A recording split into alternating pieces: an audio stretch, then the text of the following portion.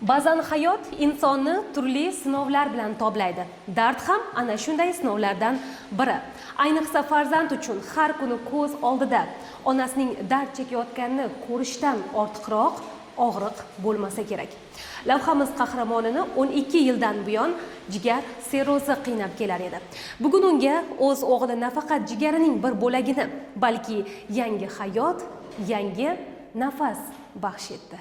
Transplantatsiya jigar faoliyatini butunlay yo'qotgan bemor uchun yagona najot yo'li. Shu paytgacha Andijon viloyati aholisi bunday amaliyot maqsadida poytaxt yoki xorijiy tibbiyot muassasalariga murojaat qilardi. Sababi viloyatda bu turdagi operatsiya yo'lga qo'yilmagandi. Oktyabr oyidan boshlab viloyat ko'p tarmoqli tibbiyot markazida jigar ko'chirib o'tkazish tashrixi o'tkazilishi boshlandi. Ushbu amaliyotning dastlabkisi esa Respublika milliy markazining malakali mutaxassislari ishtirokida o'tdi. Пересадка печени от живого родственного донора считается одной из самых сложных операций в мире. Tirik donordan jigar transplantatsiyasini amalga oshirish zamonaviy tibbiyotdagi eng murakkab amaliyotlardan biri hisoblanadi. Xalqaro standartlarga ko'ra, aynan shu yo'nalishning rivojlanish darajasi mamlakat sog'liqni saqlash tizimining sifat darajasini aks ettiradi. Bugungi kunda Milliy tibbiyot markazida jigar ko'chirib o'tkazish amaliyotlari muntazam bajarilmoqda. Joriy yilda bunday operatsiyalarni 150 tagacha oshirishni rejalashtirganmiz va bu natijalar O'zbekiston yetakchi xorijiy markazlar darajasiga chiqib borayotganini ko'rsatmoqda. Ma'lumotlarga ko'ra, jahonda jigar transplantatsiyalar soni 1 million aholiga 10-20 ta, ayrim mamlakatlarda 50 tagacha bo'lishi lozim. Demak, O'zbekistonda bunday operatsiyalar yiliga 700 tagacha bo'lishi lozim. В среднем требуется выполнение около 700 таких операций в год.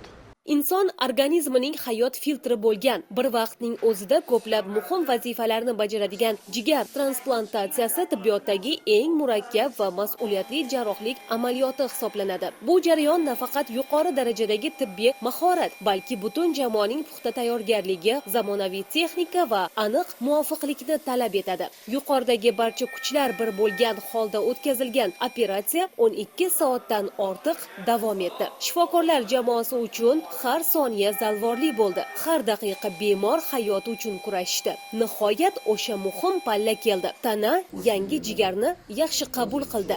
Ishlay boshladi. Allohga shukr, mana yaxshiman. Avvalambor shu sharoitlarni yaratib bergan prezidentimizga minnatdorchilik aytaman. O'zimiz yonimizdan sarflasak 30 ming, 40 ming dollar ketadi deyishadi. Endi hozir sug'urta asosida davlat tomonidan qoplab berildi. Surunkali kasalliklardan zaiflashgan, umidsizlikka tushgan ayol uchun davlat mehr qo'lini cho'zdi. O'g'li esa jigarining bir bo'lagini. Onamni har kuni ko'z oldimda dard chekishiga qarab tura olmadim. Shifokorlar jigar ko'chirib o'tkazish kerak deganida hech ikkilanmadim. Bir parcha jigarim menga onamni qaytarib berdi. Onamga qo'shib quvonchimni, halovatimni deydi. Donor biz bilan suhbatda. Onam uchun jonimni ham beraman. Bolalariga shukr.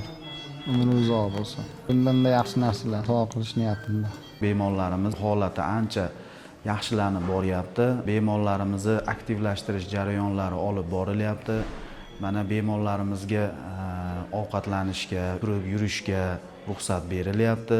2 kun atrofida bizni nazoratimizda bo'ladi. Uyga ruxsat berishga tayyorgarlik boshlandi.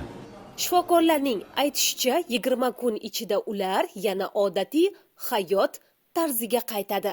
Viloyat ko'p tarmoqli tibbiyot markazida dastlabki jigar transplantatsiyasi muvaffaqiyatli yakunlandi va bemorlar oyoqqa turdi.